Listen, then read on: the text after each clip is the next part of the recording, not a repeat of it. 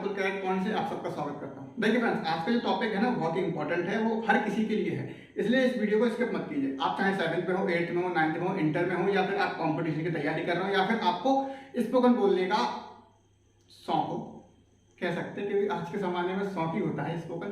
Okay, देखिए आज की इस वीडियो में हम ये जानेंगे कि आखिर इंग्लिश एक लैंग्वेज है या फिर सब्जेक्ट, आखिर सेंटेंसेस बने कैसे हैं। ओके, चलिए शुरू करते हैं। देखिए फ्रेंड्स, जो हम इंग्लिश का यूज करते हैं ना, जो हमको पढ़ाई गई है, नाउन, प्रोनाउन, एडजेक्टिव, एडवर्ब, ये हमें 7th क्लास से पढ़ा दिया जाता है, और इंटर निकलने के बाद भी हमको ये पता नहीं रहता। उसके बाद फिर हम कंपटीशन ज्वाइन कर लेते हैं, सबसे बुरा रहता है, ठीक है। फिर उसमें तो ये हमें पढ़ना ही पढ़ना पड़ता है, तब भी ये समझ में नहीं आता है, ज़्यादातर एरर नहीं छाप पाते हैं। या फिर अगर आपने कंपटीशन ज्वाइन नहीं की तो आज नहीं तो कल आप स्पोकन जरूर सीखने जाओगे, तो वहाँ पर आपका इन सब का यूज आएगा। देखिए, कोई भी चीज़ नहीं आ रही है, उसका कुछ ना कुछ तो रीज़न होंगे, या तो वो चीज़ आपको ठीक से बताई नहीं गई, या फिर आपका उसमें इंटरेस्ट ही नहीं है। ओके, तो इसीलिए आज की इस वीडियो में मैं आपको ये बताऊं कि आखिर इंग्लिश बनी कैसे, सेंटेंस बनी कैसे हैं, कि इंग्लिश एक लैंग्वेज है या फिर एक सब्जेक्ट है। चलिए शुरू करते हैं। देखिए फ्रेंड्स, किसी भी चीज़ की शुरुआत कहीं ना कहीं से तो होती है। जैसे मैं एक एग्जाम्पल ले लूँ, एक पेड़ का। आपने एक बहुत बड़ा पेड़ देखा हो, क्या वो ऐसे ही बड़ा हो गया होगा? उसकी कहीं ना कहीं से तो शुरुआत हुई होगी। जैसे कि एक बीज, उस पेड़ की, एक पेड़ है, वो बड़ा बन गया, तो ऐसे ही तो बनेगा नहीं। वो पहले एक बीज rहा होगा, उसके बाद वो थोड़ा बड़ा हुआ होगा, उसके बाद और बड़ा, उसके बाद और बड़ा।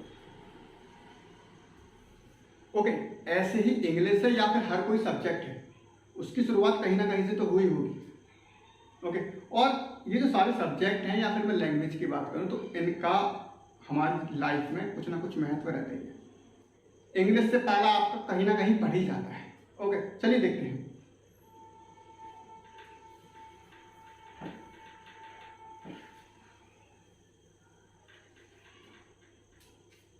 मैंने अभी अभी आपको बताया है कि इंग्लिश एक लैंग्वेज है, ना कि एक सब्जेक्ट है। ओके, अगर ये लैंग्वेज है मतलब अपनी बात को सामने वाले तक पहुंचाना है, तो मैं या तो बोल के पहुंचाऊंगा या फिर लिख कर। ओके,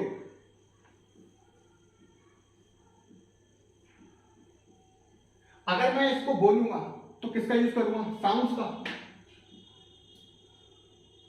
ओके, अब इंग्लिश में ऐसे कितने साउंड्स होते होंगे? जाहिर सी बात है, कुछ ना कुछ साउंड्स तो होते होंगे, तभी तो आप अपनी बात को सामने वाले तक पहुंचा देते होंगे। ओके, तो इंग्लिश में 44 साउंड्स होते हैं। अगर आपने अपनी बात को सामने वाले तक बोलकर पहुंचा दी तो 44 साउंड्स का यूज किया होगा, या इससे कम, इससे ज्यादा तो कभी नहीं कर सकते, ठीक है। या अगर जब आप इसको लिखकर पहुंचाओगे तो आप इसको एज अ लेटर में पहुंचाओगे, तो हम यूज करते हैं लेटर्स। और इंग्लिश में कितने लेटर्स होते हैं? वो होते हैं 26, जिसको बोला जाता है अल्फाबेट्स, ABCDE। ओके, अगर मैं साउंड्स की बात करूं,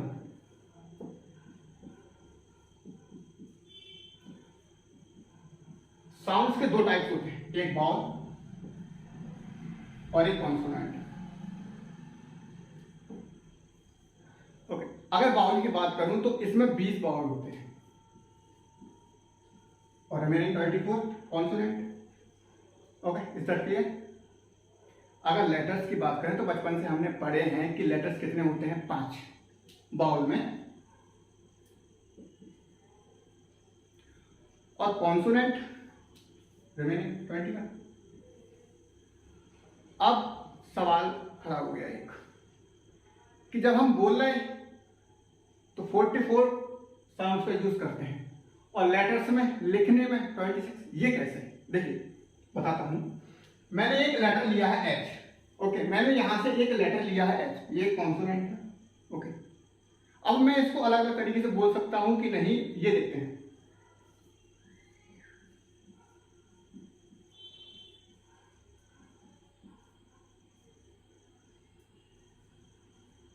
ओके, यहां लिखा है हाउस,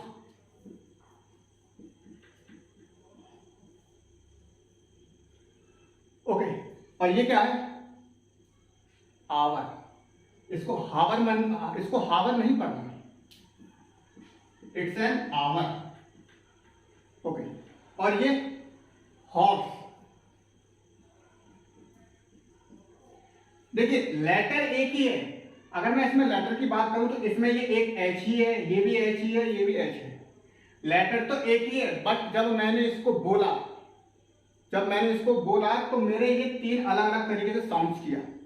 पहला आया हाउस, मैं इस एच का साउंड निकला हा से, इस वाले एच का दबा दिया गया इसलिए आ गई ये आवर। इस वाले एच का हॉर्स से हो का आया, हो का साउंड। देखिए एक ही लेटर है और वो तीन तरीके से साउंड कर गया। ओके, इसलिए साउंड्स ज्यादा होते हैं और लेटर्स कम होते हैं। आई थिंक आपको ये बात समझ में आ गई होगी। ओके, चलिए आगे बढ़ते हैं। अगर मैं लेटर्स के आगे की बात करूं इंग्लिश लैंग्वेज में तो फिर क्या आ जाएगा, एक वर्ड।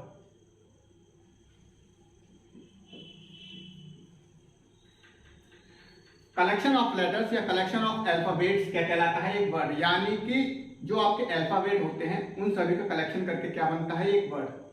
ओके, बट इसमें एक कंडीशन है, जो आपका वर्ड बनेगा वो मीनिंगफुल साउंड देना चाहिए। जैसे मैंने दो वर्ड लिख दिए,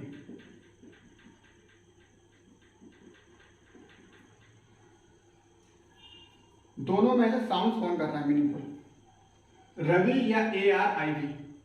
जाहिर सी बात है ये तो कुछ बना ही नहीं। ये कलेक्शन ऑफ अल्फाबेट्स है बट ये एक वर्ड नहीं है, ये मीनिंगफुल साउंड नहीं दे रहा है, इसलिए ये एक वर्ड नहीं है। बट ये रवि, जाहिर सी बात है किसी ना किसी का नाम होगा, मेरा भी होगा। ओके, तो ये एक वर्ड है। उम्मीद करता हूं वर्ड आप समझ गए होंगे। अब वर्ड से थोड़ा आगे चलते हैं। देखिए वर्ड से बड़ा होता है फ्रेज।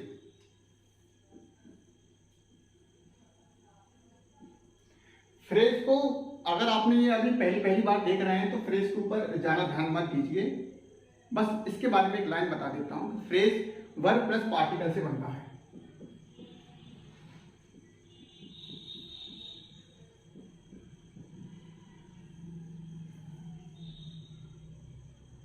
अब आपके अंदर एक डाउट आएगा कि पार्टिकल नहीं, ये प्रीपोजिशन होती है। नहीं, पार्टिकल होता है। प्रीपोजिशन पार्टिकल में डिफरेंस है।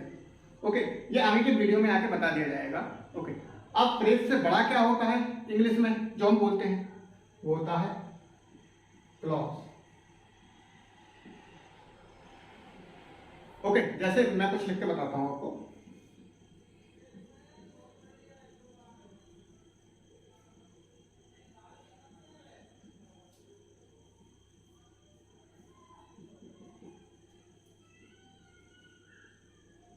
मैंने लिखा है if he comes I will go with him. अगर वो यहां आएगा तो मैं उसके साथ जाऊंगा। ओके, देखिए क्लॉज में आपका एक सब्जेक्ट और एक वर्ब होता है।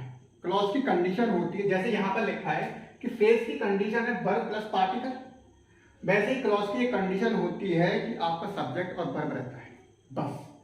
और क्लॉज दो तरीके के होते हैं, एक डिपेंडेंट और एक इंडिपेंडेंट। जैसे इसी को देखिए, इफ ही कम्स, अगर वो यहां आएगा, मैंने इसको हटा दिया, मैंने इस वाले को पूरा हटा दिया और मैं दिन भर यही बोल रहा हूं। मैं आपसे यही कहूं कि आप दिन भर यही बोलिए, if he comes, if he comes, if he comes.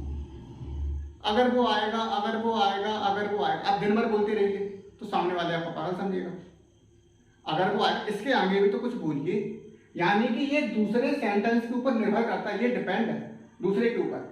जैसे ही मैंने बोल दिया if he comes I will go with him, अगर वो आएगा तो मैं उसके साथ जाऊंगा, तो अब ये कंप्लीट हो गया। देखिए इसमें एक सब्जेक्ट है और एक वर्ब है, ये एक क्लॉज हुआ और ये भी एक क्लॉज हुआ, बट ये वाला इसके ऊपर डिपेंडेंट है। ओके, इसलिए क्लॉज दो तरीके के होते हैं, एक तो डिपेंडेंट और एक इंडिपेंडेंट। ओके, बस इसके लिए इतना ही याद रखिए। क्लॉज से बड़ा क्या होता है, वो होता है सेंटेंस।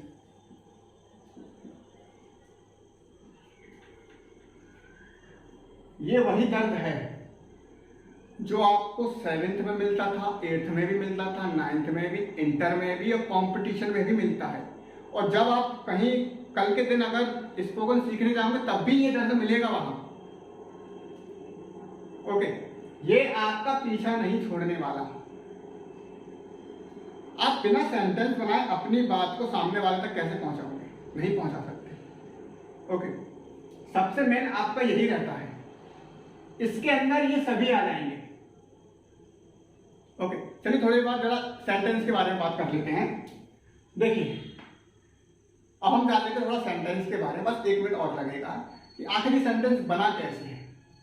देखिए सेंटेंस को बनाने से पहले मैं एक आपको कुछ बोलता हूँ। राम स्कूल जा रहा है, ये मैंने बोल दिया है आपको। Ram is going to school, Ram school जा रहा है, ये मैंने बोल दिया है आपको एक सेंटेंस। मैं अगर इसको लिखूं,